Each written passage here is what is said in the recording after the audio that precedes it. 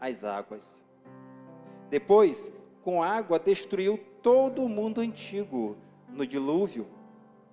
Pela mesma palavra, os céus e a terra, que agora existem, foram reservados para o fogo e estão aguardando para o dia do julgamento, quando todos os perversos serão destruídos.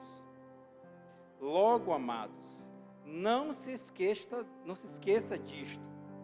Para o Senhor, um dia é como 1000 anos, e 1000 anos como um dia. Na verdade, o Senhor não demora em cumprir a sua promessa, como pensam alguns.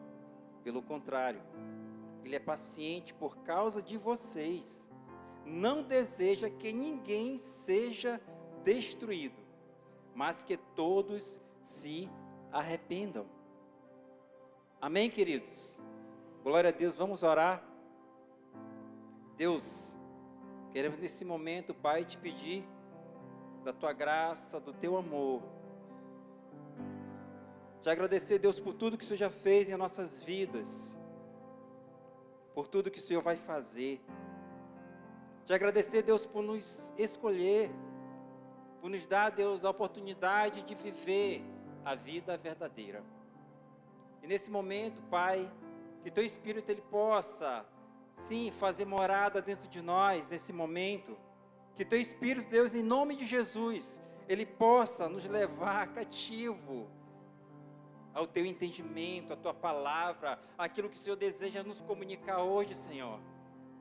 Ah, Deus, em nome de Jesus, que a gente possa sair daqui, sabe, cheios, transbordando daquilo que o Senhor deseja nos comunicar.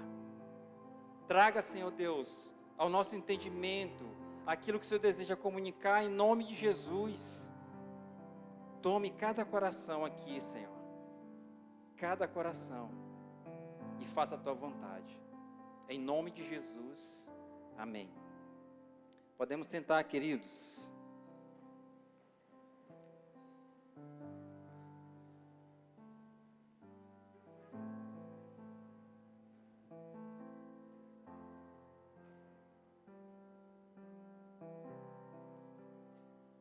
Amém. Você conhece aí a pessoa que está do seu lado? Olhe para ele e diga: olha, guarde a sua fé. Ele vai voltar. Em nome de Jesus. Queridos, hoje nós vamos conversar um pouco sobre guarde a sua fé. Ele voltará. E aqui a gente percebe que nessa segunda epístola de Pedro à igreja, a gente percebe uma preocupação. Observamos que o empenho dele em mostrar para a igreja a importância de nos mantermos firmes na fé no Senhor.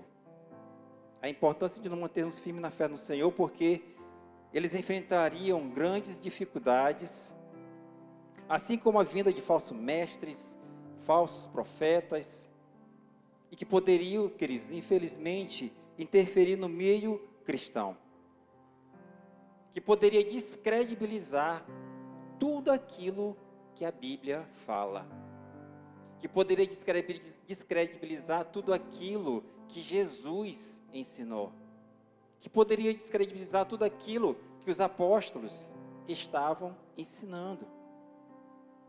A gente percebe a preocupação de Pedro com as ovelhas, para quê? Para que elas não venham se dispersar e se deixassem levar por qualquer outro vento de doutrina. Esse aqui é o grande alerta que Pedro está fazendo. E a gente percebe, é interessante a gente pensar da seguinte forma: naquela época não existia rádio. As notícias demorariam dias para chegar. Era enviada por mensageiros. E eu fico pensando, se fosse hoje, como Pedro ia chegar até nós e tentar nos alertar? Talvez ele poderia dizer: olha, cuidado com o que você assiste. Cuidado com o que você ouve. Cuidado com o que você lê. Cuidado com os influenciadores. Cuidado com as pregações que vocês ouçam ou assistem. E é um período, queridos, em que as notícias, elas estão assim, na palma de nossas mãos, ao vivo e em cores, em que a velocidade das notícias pode ser a velocidade que uma pessoa se perde. Essa é a grande verdade. Talvez Pedro ele poderia estar falando várias outras coisas do nosso cotidiano, mas a preocupação dele era como fazer para que as ovelhas se mantessem firmes. Como? Como fazer para nos mantermos firmes na fé e continuarmos com a expectativa da volta do Senhor? Quando eu estava projetando esse sermão, quando a pastora ela me desafiou, e eu entrei em crise.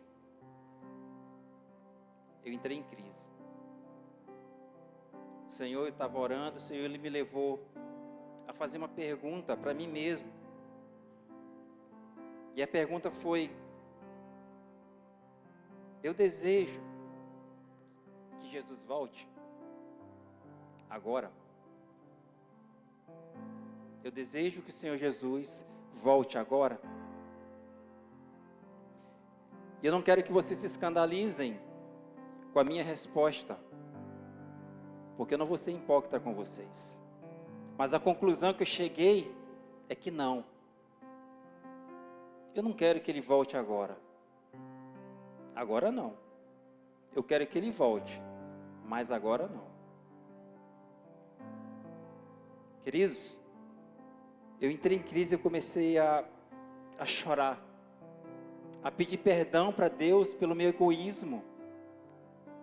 Sabe, eu comecei a pedir ao Senhor que Ele viesse e despertasse em mim o desejo pela sua volta.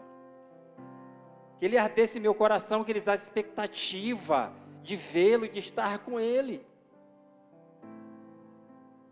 Eu comecei assim a justificar para Ele naquele momento o injustificável. Eu comecei a dizer: Senhor, mas, poxa, eu quero ver meus filhos crescerem, se formarem, eu quero ver eles atuantes no reino, eu quero brincar com meus netos, minhas netas, eu quero conhecer alguns lugares com a minha esposa. E é bem certo que nessa noite, nesse dia, eu fui tremendamente ministrado pelo Senhor.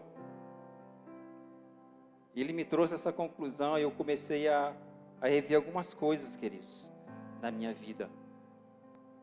A verdade é que nós estamos tão preocupados com os deleites e os prazeres no mundo, que aos poucos nós vamos deixando os planos do Senhor em segundo plano. E quando eu falo de deleites e prazeres, eu não estou dizendo de coisas erradas, de coisas que Deus não se agrada, não. Não é isso que eu estou falando. Sabe? Eu não estou falando isso.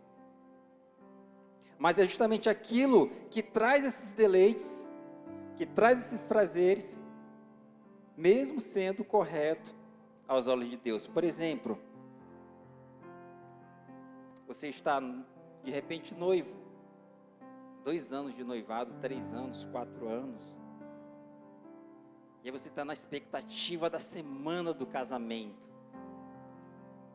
e você que é esposa, sabe, toda aquela expectativa de ver o noivo, olhando, meu Deus do céu, e você que é noivo, na expectativa de ver a sua noiva, de dizer o sim, de constituir uma nova família. Ou então, de repente, vocês já são casados há muito tempo e projetam um filho, de repente esse filho chegou e está no 8º mês. Vocês estão naquela expectativa para ver o rostinho lindo, do bebê, a expectativa para saber com quem que ele parece, não é verdade? Isso é errado? Não é errado, queridos. Não é errado. Isso não é errado. Isso não é errado. Pedro estava alertando para as coisas que nos tiravam da rota. Porque aos poucos nós vamos perdendo o quê? A intimidade, vamos perdendo a visão. E as outras coisas às vezes vão nos sobrecarregando e a gente passa de ter essa expectativa da volta do Senhor e passa a ter expectativa somente naquilo que nós estamos o quê? Conquistando, almejando. Ele estava alertando insistentemente para se ter cuidado na manutenção da nossa fé. Cuidado com os falsos profetas. Que isso não apagasse, ou seja, que tudo isso que a gente vive não apagasse a esperança de um encontro com Ele. Você sabe de outra verdade que Deus colocou no meu coração nesse dia? É que quando eu crio expectativa pela volta dEle, quando eu desperto esse interesse, eu me preparo. Eu me preparo. Quem aqui, queridos, que sabe que vai receber uma visita super importante em casa e não procura arrumar a casa?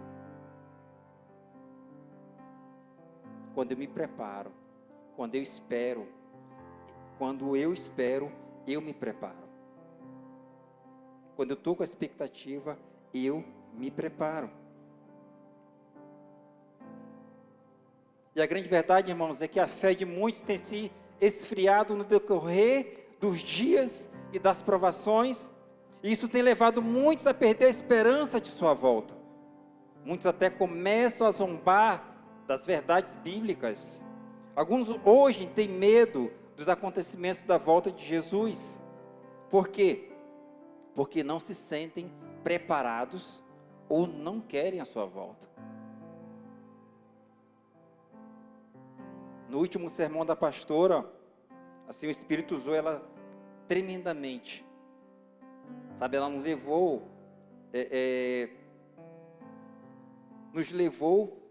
nos orientou para que a gente possa, não devemos ter medo da volta ou dos sinais que estão acontecendo. Na verdade, a gente precisa se preparar para não sermos surpreendidos como o ladrão os faz. O escritor Warren Wiersbe, eu treinei bastante para falar esse nome. O escritor Warren Wiersbe, ele falou o seguinte: a igreja precisa ser despertada regularmente, a fim de que o inimigo não encontre adormecidos, nem se aproveite da nossa letargia espiritual. Precisamos, queridos, guardar a nossa fé dos outros e de nós mesmos, para nos mantermos firmes, aguardando a volta de Cristo. Nós precisamos manter contato, nós precisamos manter relacionamento com Ele, para que Ele não se torne o quê? Ele não se torne o estranho em nossas vidas e nos pegue de surpresa. A verdade é que Jesus, Ele não quer ser estranho para ninguém. Ele não quer pegar ninguém de surpresa, assim como os ladrões, assim Ele o faz. Assim como o ladrão faz. Ele vai voltar, queridos, essa é a grande verdade. Essa é a grande verdade. E nesse texto que nós lemos agora na Bíblia, ele mostra justamente isso. Pedro quer mostrar justamente isso. Temos algumas lições e nós iremos aprender hoje e colocar em prática em nome de Jesus, amém? A primeira coisa, queridos, que nós aprendemos com esse texto hoje,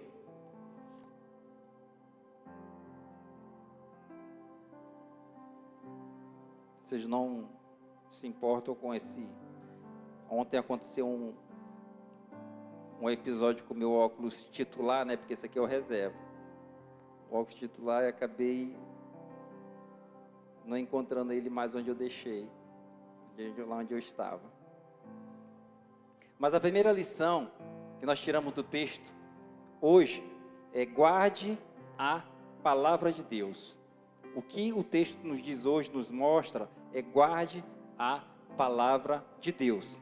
Queridos, Pedro ele foi constituído pelo próprio Espírito para pastorear as suas ovelhas.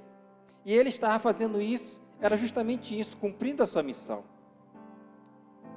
De não deixar elas se dispersarem ou se enganarem buscando outros caminhos. O que a palavra nos traz hoje é para tomarmos cuidado.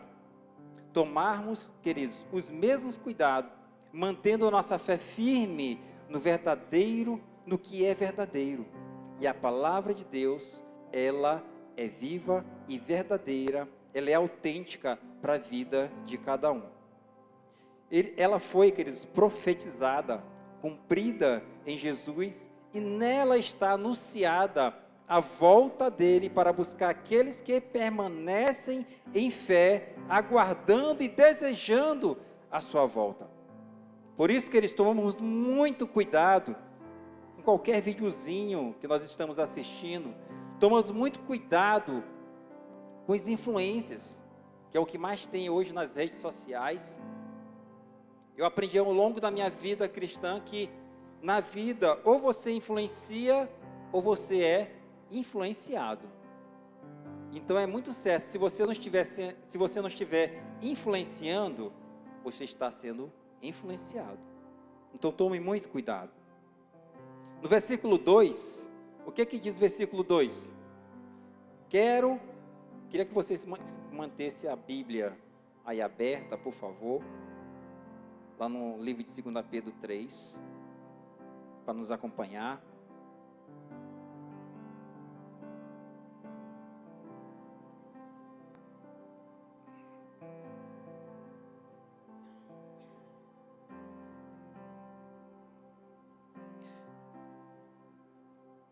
No versículo 2, olha o que diz o versículo 2. Quero que se lembrem do que disseram os santos profetas, muito tempos atrás, e do que ordenou o nosso Senhor e Salvador por meio dos apóstolos que lhes enviou. Pedro aqui está nos mostrando, queridos, a necessidade de meditar com clareza, buscando as verdades sobre a volta do Senhor. Ele mostra que os profetas anunciaram que Jesus cumpriu o que foi anunciado, e que os apóstolos estavam com a missão de repassar adiante. A palavra, queridos, ela é muito clara, sem engano. Se nós queremos ver a verdade, queridos, nós precisamos observar onde? Na Bíblia. Não é em outro lugar. Não é na internet, não é na TV, não é nas redes sociais, é na Bíblia. É o lugar onde a gente se encontra a palavra de Deus. Como estão, queridos, os nossos momentos de oração, de palavra? Sabe como nós queremos nos preencher, nos encher do que é verdade, se nós não temos buscado essa verdade? Nós precisamos parar de negligenciar e preencher todo o nosso tempo com redes sociais, futebol, programas de TV. Jesus, queridos, ele anseia por intimidade conosco. Sabe, ele anseia por revelações que nos leve a permanecer. Jesus, ele anseia, Jesus, ele tem assim o enorme prazer em ver os seus filhos prostrados, se deleitando, com a mente ligada nele. E é o que ele mais quer, é ter essa intimidade, é ter essa manifestação na nossa vida, é estar se manifestando através das nossas vidas. Isso para quê? Porque nos ajuda a permanecer, lógico, e nos leva a ajudar os outros também a permanecerem. Não se deixe enganar por alguns vídeos com toques espirituais e com tempero gospel. Aí nós achamos, poxa, que vídeo bom, profundo. Não é verdade? A grande verdade dessa situação, vou dizer para vocês, é que nós estamos rasos. Nós estamos rasos de palavra.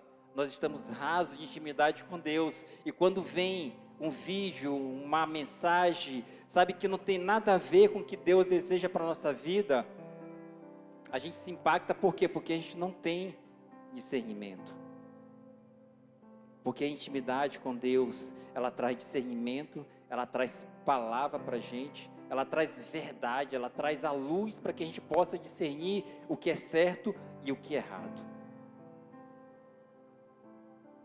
O que é certo e o que é errado.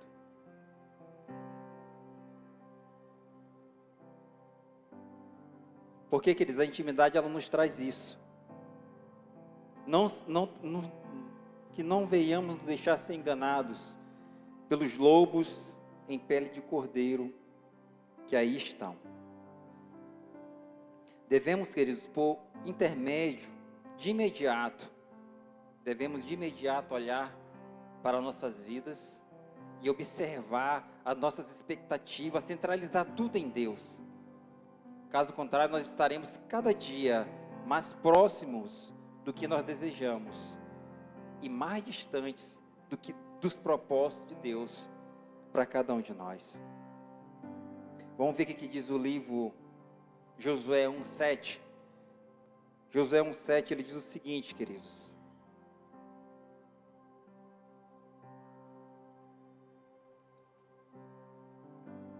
Josué 1:7, você pode só acompanhar. Tão somente esforça-te e tem muito bom ânimo, para teres o cuidado de fazer conforme a toda a lei que meu servo Moisés te ordenou. Dela não te desvie, nem para a direita e nem para a esquerda, para que prudentemente te conduzas por onde quer que andares. Na minha versão, ela diz o seguinte: para que assim seja bem sucedido em tudo que fizer. O final.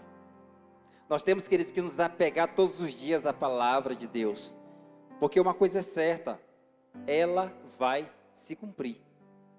Ele vai voltar, queridos, coberto de glória, aleluia, para aqueles que o esperam, para aqueles que estão com a expectativa da sua volta, para aqueles que estão desejosos em vê-lo, para aqueles, queridos, que em primeiro lugar têm buscado, sim, a presença do Senhor.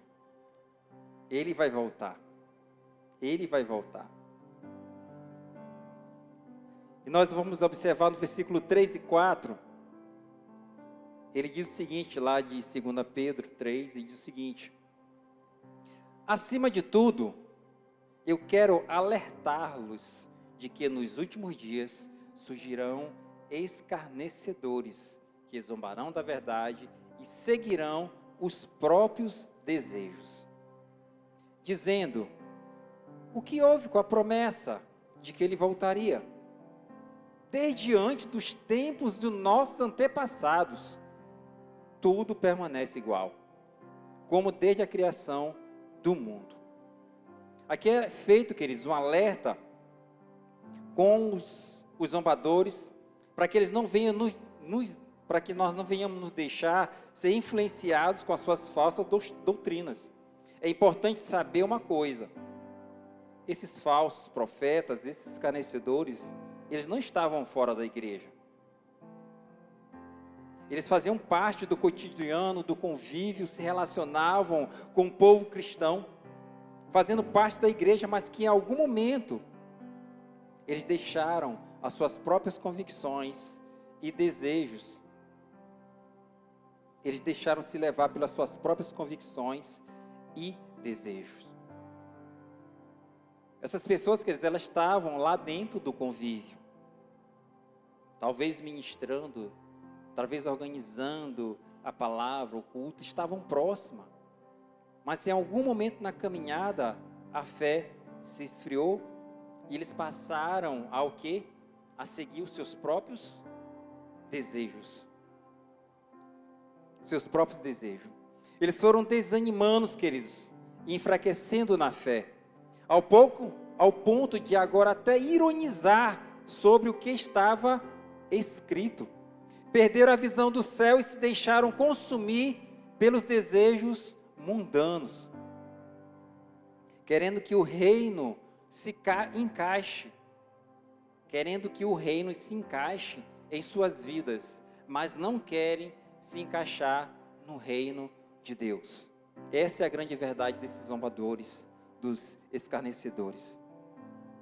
Queridos, nós devemos todos os dias analisar como está a nossa visão sobre a palavra. Sabe, se ela está viva dentro de nós, se ela faz parte da nossa vida. Essas coisas acontecem sutilmente.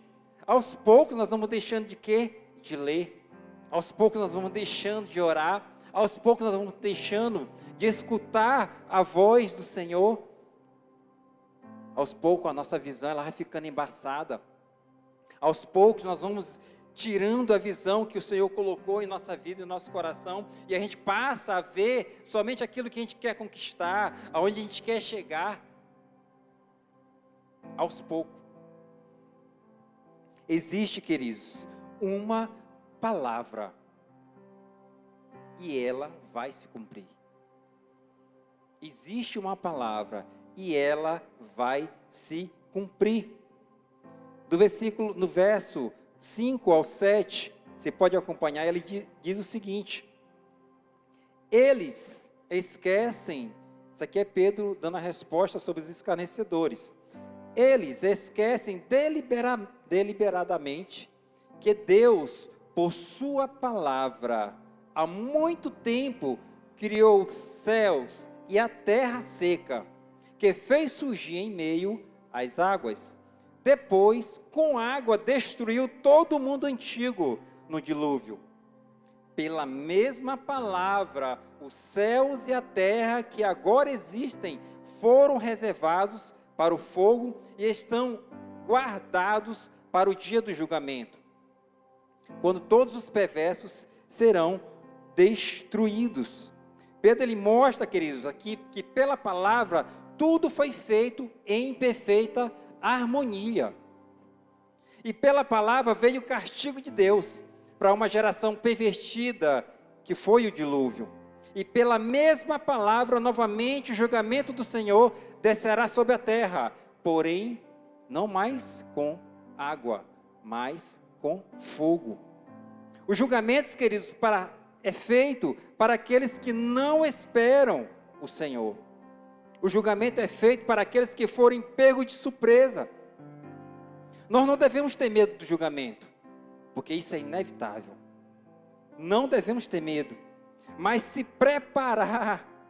Olha só o que a gente tem que fazer: se preparar para viver com Ele por toda a eternidade. Aleluia! Não sejamos como as 5 virgens inércias, vacilonas, morgadas e pegas de surpresa. Não sejamos, queridos. Devemos todos os dias, dia após dia, viver nos desapegando do que nos prende no mundo e nos apegarmos na palavra, na oração, que nos mostra o caminho. Devemos querer viver dia após dia, nos preparando para a sua volta, endireitando as nossas heridas, gerando a expectativa de estar com Ele. Isso que nós precisamos. Olha só o que diz Filipenses 1:20. Vamos lá. Filipenses 1:20.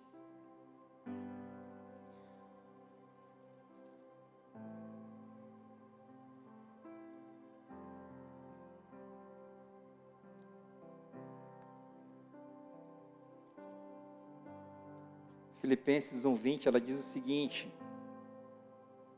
Isso aqui é Paulo.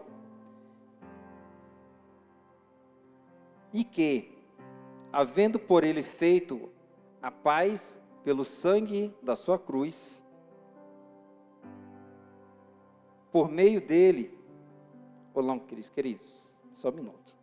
É Filipenses, eu estou em Colossenses. É o óculos. Filipenses 1:20 diz o seguinte: segundo a minha intensa expectação e esperança de que nada serei confundido, antes, com toda a confiança, Cristo será, tanto agora como sempre, engrandecido no meu corpo, seja pela vida, seja pela morte, porque para mim viver é Cristo e o morrer é ganho. Na versão NVT, ela diz o seguinte, eu acho mais propícia, dá para a gente entender melhor. Ela diz o seguinte: a minha grande expectativa e esperança é que eu jamais seja envergonhado, mas que continue a trabalhar corajosamente, como sempre fiz, de modo que Cristo seja honrado por meio intermédio, quer eu viva, quer eu morra, porque para mim o viver é Cristo e o morrer é lucro. Olha só a expectativa de Paulo, onde é que estava. Queridos, nós devemos guardar a palavra, viver a palavra, nos deleitar na palavra, porque ela vai se cumprir. A palavra, ela vai se cumprir. A palavra, ela vai se cumprir. E a segunda lição, que hoje nós aprendemos com esse texto, ela diz o seguinte: a segunda lição é saber que o Senhor, Ele é atemporal. Saber que o Senhor é atemporal. Eu fui no Google pesquisar sobre essa palavra atemporal, e ele diz o seguinte: é um adjetivo usado para qualificar algo ou alguém que não é afetado pelo passar do tempo, ou seja, que faz parte de qualquer época ou tempo. No verso 8, vamos ver o que diz o verso 8.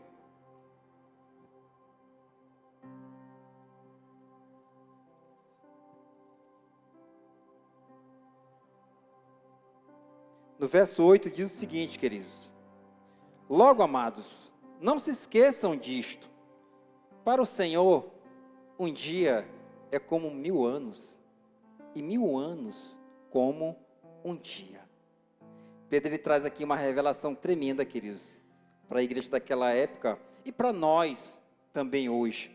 Ele explica que, diferente de nós, Deus, ele não depende de um tempo para fazer as coisas acontecerem. Ele explica que, diferente de nós, sabe, a gente sempre está preso, sempre está ligado, sempre está preocupado com o tempo. O Senhor, ele não está preso a uma data definida para fazer as coisas acontecerem. Ele é atemporal. Ele está tanto no passado como no presente, e Ele é o Senhor de todas as coisas, inclusive do tempo. Por isso é que ele diz que um dia é como 1000 anos, e mil anos como um dia. Ele não está querendo igualar em quantidade, queridos. O que Pedro está querendo explicar aqui é que para Deus não faz diferença, porque o que move o coração de Deus não é o tempo. Nós somos movidos pelo tempo. A gente está preocupado com a idade, né, Ademar? Com a idade das pessoas. Às vezes a gente fica ocultando a nossa idade. Todo ano a gente fala a mesma coisa. Rapaz, tu viu como esse ano está passando voando? Rapaz, já é dezembro, meu Deus. E todo o tempo a gente está preocupado com o tempo. Os próprios discípulos em Mateus 24, vocês podem observar, eles tiveram essa indagação, perguntando ao Senhor quando isso iria acontecer. Jesus, ele foi muito claro que somente o Pai sabia a data exata, mas que existiria sinais que apontariam para esses acontecimentos. Haveriam sinais. Hernán Dias Lopes, em seu comentário, ele diz o seguinte, olha o comentário de Hernán Dias Lopes, eu achei legal. O futuro é desconhecido por nós, mas não caminhamos em sua direção sem luz. Embora não saibamos qual o dia da segunda vinda de Cristo, nós temos placas de orientações ao longo do caminho em nossa jornada rumo à glória. Aleluia. Como foi pregado, querido, semana atrás, pela pastora, nós não devemos nos preocupar com os sinais, mas sim em nos prepararmos diante do Senhor. Muitos já fizeram previsões, sabe, botaram data definida para a sua volta, mas todas foram frustradas. E enquanto tiver alguém tentando definir a data, o que vai acontecer? Vão se frustrar. A Bíblia, como eu falei para vocês, ela é muito clara. Ela diz o quê? Só o Pai sabe. Só o Pai sabe. Queridos, nós devemos continuar caminhando com a luz. Por quê? Porque quem está com a luz, ele não tropeça, mas segue convicto e sabe exatamente onde chegar. Sabe exatamente onde chegar. E chegamos no nosso último versículo 9, que ele diz o seguinte, você pode acompanhar. Na verdade, olha só que Paulo fala, aqui Paulo já muda o tom, né? Mais carinhoso. Ele diz assim, ó, na verdade, o Senhor não demora em cumprir as suas promessas, como pensam alguns. Pelo contrário, Ele é paciente por causa de vocês. Não deseja que ninguém seja destruído, mas que todos se arrependam. Que todos se arrependam. Pedro aqui, queridos, ele revela que o amor do Senhor, ele é demonstrado pelo quê? Pela paciência e o desejo de salvar a todos. Perceba uma coisa, o texto ele não afirma que todos irão ser salvos. Não, ele diz que é um desejo do Senhor que todos sejam salvos. Por isso é retardado o dia da sua volta para aqueles que ainda vivem em uma vida cheia de engano, para aqueles que ainda caminham na escuridão, para aqueles que ainda não conhecem o Senhor. E a gente pode ver esse reafirmando lá em João 3,16, que todo mundo conhece esse versículo, porque Deus amou o mundo de tal maneira que deu seu Filho unigênito, para que todo aquele que nele crê, não pereça, mas tenha a vida eterna. Em João 1,11 ele diz o seguinte, olha, ele veio para os que eram seus, mas os seus o rejeitaram. Mas a todos que o receberam, ele deu o poder de serem feitos o quê? Filhos de Deus. Todos que o receberam. Devemos entender, queridos, que não é o tempo que move o coração de Deus. Não é o tempo, mas é o amor por cada um de nós. E o desejo, sabe, que Ele tem de nos ter junto a Ele. No lugar onde não haverá mais dor, não haverá mais sofrimento. O coração de Deus, ele não é movido pelo tempo, mas pelo amor. Pelo amor e desejo de nos ter ao lado dele eternamente. Aleluia. Você que se encontra aqui hoje, talvez você está sem rumo, sem perspectiva de vida, com uma vida torta. A verdade é que Cristo, Ele já pagou um preço pela sua vida.